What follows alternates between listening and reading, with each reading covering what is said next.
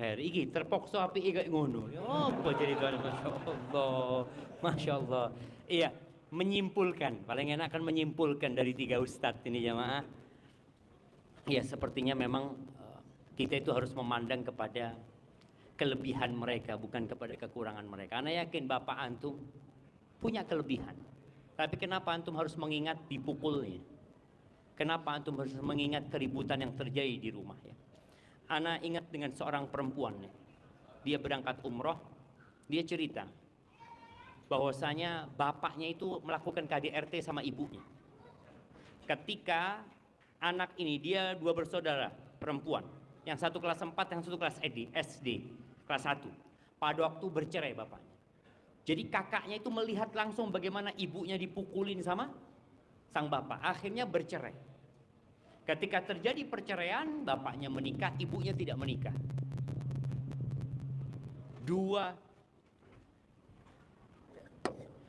Dua anak ini dibesarkan sama ibunya. Dan subhanallah, ibunya itu wanita soleha. Dia cerita ibu anak itu nyuci baju di rumah tetangga sampai kita besar, Ustaz. Ketika kita besar, subhanallah, dua perempuan ini sukses, kaya raya. Bapaknya moro, jemaah, datang. Subhanallah, ibunya ngomong apa? Nah, itu bapak kalian berdua. Sampai kapanpun itu bapak kalian berdua. Engkau punya kewajiban berbakti kepada keduanya. Sampai kapanpun. Karena memang kewajiban kita berbakti sama orang tua itu bukan kalau orang tua kita soleh. Tadi Ustaz Syarif sudah nyampaikan. Kita wajib berbakti kepada orang tua yang soleh, yang baik, yang merawat anak-anaknya. Kita wajib berbakti kepada orang tua yang fasik. Bahkan kita tetap wajib berbakti kepada orang tua yang kafir, yang nyuruh anaknya berbuat kekufuran. Tetap kita disuruh berbakti. Kenapa? Karena kita melihat ada kelebihan orang tua kita ini. Apa? Dia bapak kita, dia ibu kita gitu. Yang kalau tidak ada keduanya kita nggak ada. Memang tadi udah jelaskan sama Ustaz Syarif bahwasanya ya kalau perintahnya tidak sesuai dengan perintah Allah kita nggak taat. Tapi Allah mengatakan wasahibhuma fid dunya ma'rufa. Dan antum belajar dari kisahnya Nabi Yusuf. Nabi Yusuf itu punya luka yang sangat mendalam. Disakiti sama siapa? Sama saudara-saudaranya. Dibuang jemaah. Dijual Nabi Yusuf. Tapi apakah akhirnya Nabi Yusuf menyimpan? Kalau antum menyimpan trauma itu, antum akan terus sakit hati. Dan tidak enak sakit hati. Apakah bisa diobati? Bisa. Dengan melihat kepada kelebihan. Dengan terus memaafkan. Dan dengan yakin bahwasanya kita ini punya banyak salah sama Allah SWT. Maka jangan fokus sama kesalahan orang tua kita. Lihat kepada kelebihan orang tua kita. Karena kita juga punya banyak kekurangan. Ngono kira-kira Ustaz ya. Bismillah. Ya Pak Ismari. Ahibati billah, kalau kita melihat tren perceraian yang di Indonesia, yang mungkin sudah disampaikan oleh ustadz-ustadz sebelumnya, bagaimana angka pernikahan itu terus menurun. Padahal populasi penduduk Indonesia terus meningkat. Kalau dulu tahun 2003 disebutkan angka pernikahan itu sampai 2.100.000. Sekarang kita tinggal ngecek angka-angka itu di ChatGPT sudah dikasih tahu, walaupun kadangkala angkanya nggak benar juga, perlu dipastikan. Tapi berdasarkan data memang disebutkan tahun segitu kira-kira 2.100.000. Tahun 2024 jumlah pernikahan itu menurun drastis, jadi 1,5 juta. Dan jumlah perceraiannya meningkat, hampir 500.000. Dan kalau kita melihat catatan yang ada di pengadilan agama, semoga antum semua selamat dari pengadilan agama. Tapi ada nggak yang ke pengadilan agama untuk hal positif? Ada nggak? Angkat tangan. Iya. Apa? Jadi saksi. Positif. Saksi perceraian. Loh, ya apa sih? Akhirnya kita membantu orang bercerai gitu, jemaah. Nggak apa-apa, kasih hadiahnya. Mana panitia? Loh, Kok kabur? Katanya orang Jember antum. Jangan ditinggal anak. Masya Allah, barakallahu fikum. Beliau ini nih yang pernah antum jadi saksi. Oh alhamdulillah. Kasih mic-nya juga supaya kita korek keterangan jemaah. Nah, kasih mic. Masya Allah. Kapan terakhir antum ke pengadilan agama? Loh, hidupkan dulu mic-nya. Loh, kok hilang ini panitia nih?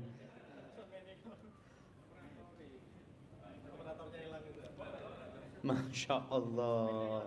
Tunggu sebentar, sabar Pak ya. Ini termasuk ujian.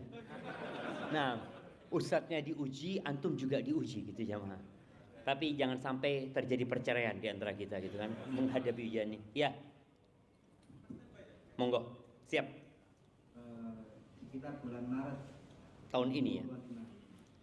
Akhirnya harus bercerai keluarga antum. Iya. Apa penyebabnya kalau boleh tahu? Suaminya itu pinjol. Ekonomi ya akhirnya masalahnya. Pinjol, ya sering marah-marah. Pinjol sering marah-marah. Saya selalu dimarahin. Allahu Akbar. Tambahi hadiahnya. Ini kasihkan adiknya nanti. Masya Allah. Menjadi pasangan ma'ruf. Masya Allah. Barakallahu fikum. Ya. Jadi memang di data yang disebutkan ternyata perbandingan antara yang bercerai karena masalah ekonomi dengan masalah lainnya paling tinggi itu masalah ekonomi. Maka anak ingin berbicara dengan antum semua untuk tidak menikah kecuali antum punya kemampuan. Karena banyak orang berpikir pernikahan itu ya untuk menjaga kehormatan diri. Betul, untuk menjaga kehormatan diri. Kan Allah berjanji Ustaz bahwasanya orang yang menikah untuk menjaga kehormatan diri Allah akan bantu. Tapi subhanallah kalau antum membaca firman Allah di surat An-Nur, ayo coba semua dibuka HP-nya, dibuka Qur'annya, surat An-Nur ayat 32 33. Siapa yang mau baca? Yang baca kita kasih hadiah. Oh ini, yang angkat tangan duluan ini, kasihkan mic-nya. Mana mic? Jadi antum kayaknya harus punya kursi dekat situ. Nah, berikan kepada beliau ini. Sekalikan kasih hadiahnya. Masya Allah. Lu Ustaz. Masya Allah. Gak apa-apa Ustaz. Ya jamaah. Fadal Ustaz. أعوذ بالله من الشيطان الرجيم وأنكحوا الأيام منكم والصالحين من عبادكم وإمائكم إن يكونوا فقراء يغنيهم الله من فضله والله واسع عليم وليستعفف الذين لا يجدون نكاحا حتى يغنيهم الله من فضله والذين يبتغون الكتاب مما ملكت أيمانكم فكاتبوهم إن علمتم فيهم خيرا وآتوهم من مال الله الذي آتاكم ولا تكرهوا فتياتكم على البغاء إن أردنا تحصنا لتبتغوا عرض الحياة الدنيا ومن يكرهن فإن الله من بعد إكراههن غفور رحيم. Artinya dan nikahkanlah orang-orang yang masih membujang di antara kamu dan juga orang-orang yang layak menikah dari hamba-hamba sahayamu yang laki-laki dan perempuan. Jika mereka miskin, Allah akan memberikan kemampuan kepada mereka dan karunia-Nya dengan karunia-Nya. Dan Allah Maha luas pemberiannya lagi Maha mengetahui. Barakallahu fikum. Sebelum melanjutkan terjemahan yang selanjutnya, Di sini Allah Azza wa Jal memerintahkan para wali untuk menikahkan bujangan-bujangan di antara kalian. Jadi orang tua itu kalau punya anak yang sudah waktunya menikah, dia belum punya istri, lalu orang tuanya mampu, maka nikahkanlah. Ayat ini turun 1447 tahun yang lalu. Bagaimana dengan masa sekarang ini yang fitnah begitu dahsyat? Tapi kalau mereka fakir, Allah yang akan mencukupi. Banyak orang membaca ayatnya sampai sini saja. Iya, Allah berjanji akan mencukupi. Tapi ternyata di ayat 33, Allah itu memberikan arahan. Bagi yang tidak mampu, apa yang harus dilakukan? Coba dibaca. Dan bagi orang-orang yang tidak mampu menikah, hendaklah menjaga kesucian dirinya sampai Allah memberi kemampuan kepada mereka dengan karunia-Nya. Barakallahu fikum. Jadi kalau antum tidak mampu, jangan nikah. Tapi kan kita tetap terfitnah dengan wanita, Ustaz. Ada solusinya. Apa solusinya di hadis yang diriwayatkan oleh Imam Bukhari dan Muslim? Di mana di ayat yang baru saja kita baca, hendaklah mereka menjaga kehormatan dirinya bagi yang tidak mampu menikah. Apa kata Allah dari Abdullah bin Mas'ud radhiyallahu anhu? Qala lana Rasulullah sallallahu alaihi wasallam, ya ma'syaras syabab, wahai kaula muda. Yang dipanggil anak-anak muda, bukan orang tua. Kenapa? Karena anak muda itu punya syahwat yang berbeda sama orang tua. Yang godaannya lebih besar daripada godaan orang tua. Makanya Allah Azza wa Jalla marah dan murka kalau ada orang sudah sepuh berzina. Bukan berarti anak muda Allah nggak murka, Allah tetap murka dengan perbuatan zina. Tapi ini orang wis tuwe, sudah sepuh, ternyata dia masih mengikuti syahwat. Nabi SAW mengatakan, ya ma'syaras syabab, man istata'a minkumul ba'a falyatazawwaj. Barang siapa di antara kalian memiliki kemampuan. Kemampuan apa? Ya kemampuan untuk membayar mahar. Kemampuan secara ekonomi. Kemampuan tentunya secara fisik. Tapi bagaimana ketika dia nggak mampu? Perintah untuk menikah ini agar dia terselamatkan dari fitnah. Karena dengan menikah, engkau akan menjaga pandangan matamu dan menjaga kemaluan. Yang nggak mampu, apa yang harus dilakukan? Puasa. Puasa, jangan maksa. Karena masalah ekonomi yang kita lihat terjadi itu salah satunya penyebabnya adalah dia tidak mampu tapi dia memaksakan diri. Atau ada sebab-sebab lain yang bentar lagi kita akan bahas. Di surat An-Nisa ayat 34. Allah menyebutkan tentang kaum laki-laki. Karena di negeri kita pemahaman tentang siapa yang wajib memberikan nafkah itu sepertinya pudar. Banyak laki-laki yang berpikir istri juga punya kewajiban untuk memberikan nafkah. Banyak orang tua juga memerintahkan anaknya untuk bekerja. Oleh karena itu, pada saat sudah menikah dan suaminya mengatakan kepada istrinya, "Dek, engkau resign ya. Engkau di rumah. Saya yang akan kasih nafkah." Kira-kira mertua terima apa enggak? Banyak enggak terima. Kok CNAE kata dia. Saya yang nyekolahkan anak saya. Saya yang membesarkan dia. Saya yang membiayai dia. Tahu-tahu suruh berhenti sama itu. Lo kan istri saya. Lo iya, tapi anak saya. Ya apa akhirnya jamaah?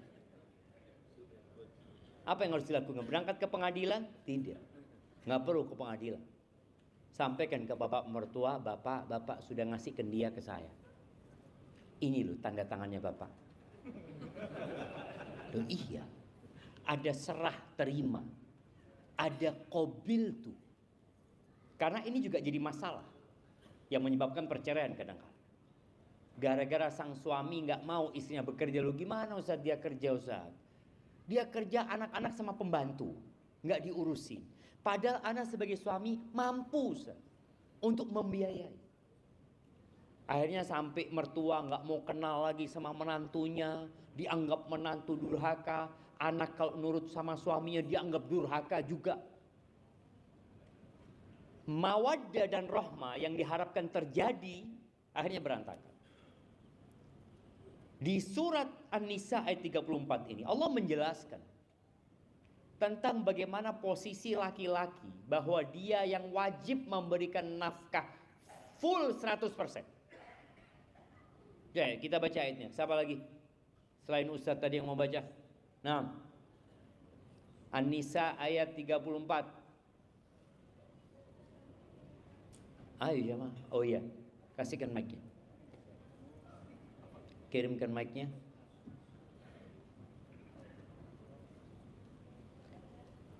Jamaah, sebelum antum baca, antum sudah kenal dengan yang kanan kiri antum? Apa kerjanya MC mulai mau iki? La haula wala quwata illa billah. Ya kenalan dhisik. Kenalan. Tanya, siap, jangan tanya, antum kenalkan diri antum. Saya fulan, nama saya fulan, istri saya fulana. Udah perlu itu jamaah. Nama, dari mana, dan profesi. Yo, antum kenalan dulu juga. Oh sudah kenalan. Oke, kita tunggu mereka kenalan baru kita lanjutkan baca ayatnya. Loh ayo jemaah, kenalan dhisik. Antum sudah kenal sama dia? Oke, sama yang belakangnya? Oh belum, kenalan dulu. Loh ayo kena no. Loh nama, profesi, sama dari mana? Lu kasih tahu. Ya sampaikan duda apa bujangan antum. Sudah kenal semua. Baik, antum sekarang pilih satu orang. Antum pilih satu orang, tes. Tanya, dia kenal nggak dengan yang kanan, kiri, depan, belakang?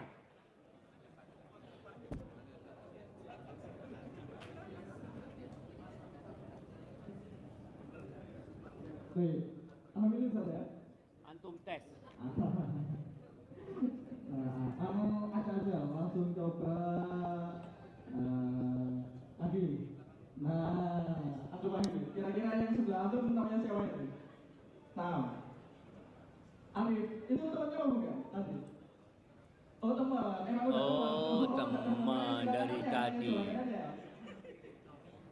Panggil Tommy. Dari mana Tommy? Dari mana Tommy? Oh dari Gresik. Apa profesinya? Loh tanya lagi dulu. Kalian nggak boleh banyak. Oh karyawan. Terus yang belakang antum? Belum kenal? Oh kenalan dhisik. Dari mana? Apa profesinya? Oh karen juga. Kasih hadiah. Nah, kasihkan hadiah buat teman-temannya ya, bukan buat dia. Dia suruh ngasih ke teman-teman yang dua itu yang baru saya kenal dia. Nah, bagikan antum. Masya Allah, gimana perasaan antum berbagi hadiah? Antum nggak dapat hadiah. Ojo, dosa kita. Kasih hadiah juga. Nyenang no hati wong jamaah. Nah. Masya Allah, barakallahu fikum. Siap, silahkan dibaca Bapak. Bismillahirrahmanirrahim. Ar-rijalu qawwamuna